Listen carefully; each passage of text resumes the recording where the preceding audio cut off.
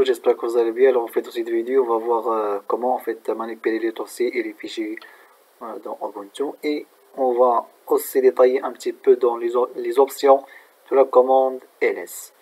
Alors pour créer en fait un répertoire, bien un dossier pour les répertoires, on met make directory, ça veut dire créer un répertoire. Pareil, si on donne le nom, par exemple dossier 1, ça veut dire on va créer un répertoire qui s'appelle dossier 1.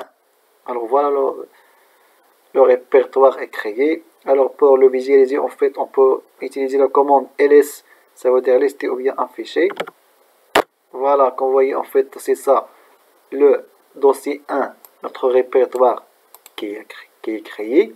Alors pour le supprimer, en fait on peut utiliser rmdr, ça veut dire remove directory, ça veut dire supprimer, et aussi on donne le nom. Alors voilà, il est supprimé. Comme vous voyez, il y a plus de dossier qui s'appelle dossier 1. D'accord? Alors on va le créer de nouveau. Ok. Alors, on peut même créer plusieurs dossiers dans la même commande. Ça veut dire dossier par exemple 2, espace, et dossier 3, etc. Alors, voilà, nous avons en fait dossier 1, dossier 2 et dossier 3. D'accord? Alors, on peut accéder à ce répertoire-là par la commande cd, et puis on tape le nom de ce dossier. Par exemple, on va accéder au dossier 1. Ok. Alors, comme vous voyez ici dans le chemin, on est dans le dossier 1.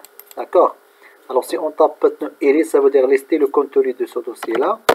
Alors, on n'a rien. D'accord? On pourra aussi créer des dossiers à l'intérieur de ce dossier-là, ou bien créer même les fichiers. Alors, comme vous voyez, on pourra par exemple créer rep1 et rep2,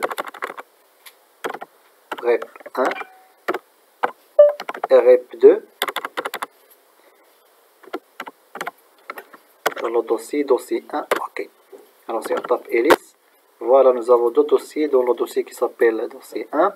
Alors on pourra même créer les fichiers par la commande touche, c'est pour créer les fichiers. Alors par exemple f1 et f2. Ok, alors ls, voilà, comme vous voyez en fait le dossier 1, il contient deux répertoires et deux fichiers. D'accord, alors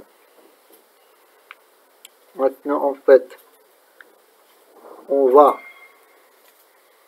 visualiser en fait le répertoire courant de travail, c'est pwd.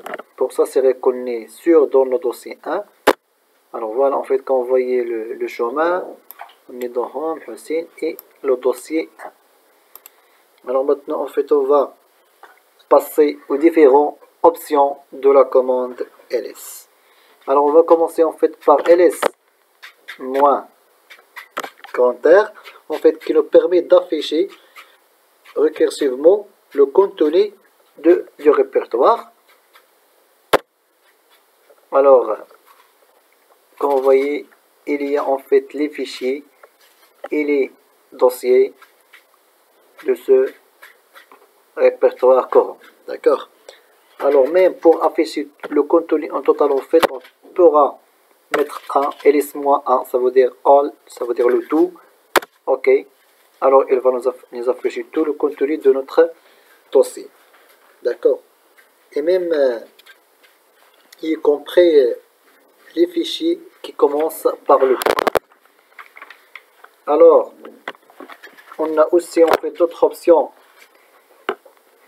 qui est en fait ls-d, qui nous permet d'afficher les répertoires avec la même représentation que les fichiers sans lister le contenu.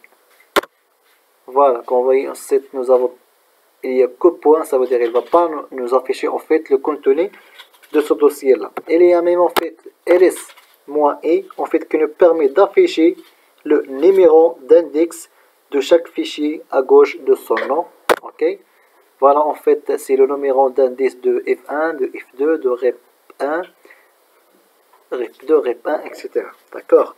Nous avons aussi elis-r, en fait, qui va nous permettre d'inverser le trait du contenu du répertoire.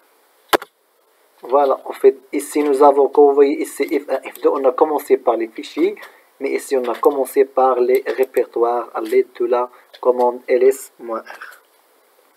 Alors on a aussi ls-t, en fait, qui va nous permettre de trier le contenu du répertoire en fonction de la date et non pas en fait en ordre alphabétique. Ça veut dire les fichiers les plus récents seront affichés les premières. Voilà. Alors vous voyez, il y a les fichiers, il y a les répertoires parce qu'on vient de créer les fichiers, mais pas quand les répertoires sont créés avant les fichiers. Alors on a aussi elis-1. En fait, c'est pour représenter un fichier par ligne. Alors voilà, comme vous voyez, en fait, ils sont affichés par ligne. On a aussi en fait ls-s, en fait, qui va nous permettre d'afficher la taille de chaque fichier. Alors voilà, en fait, le total de ce fichier-là, on est en fait, c'est le 8. Alors il y a bien sûr d'autres options, vous pouvez les chercher. Alors j'ai essayé en fait de donner les plus utilisés dans les commandes Ubuntu et merci pour votre attention.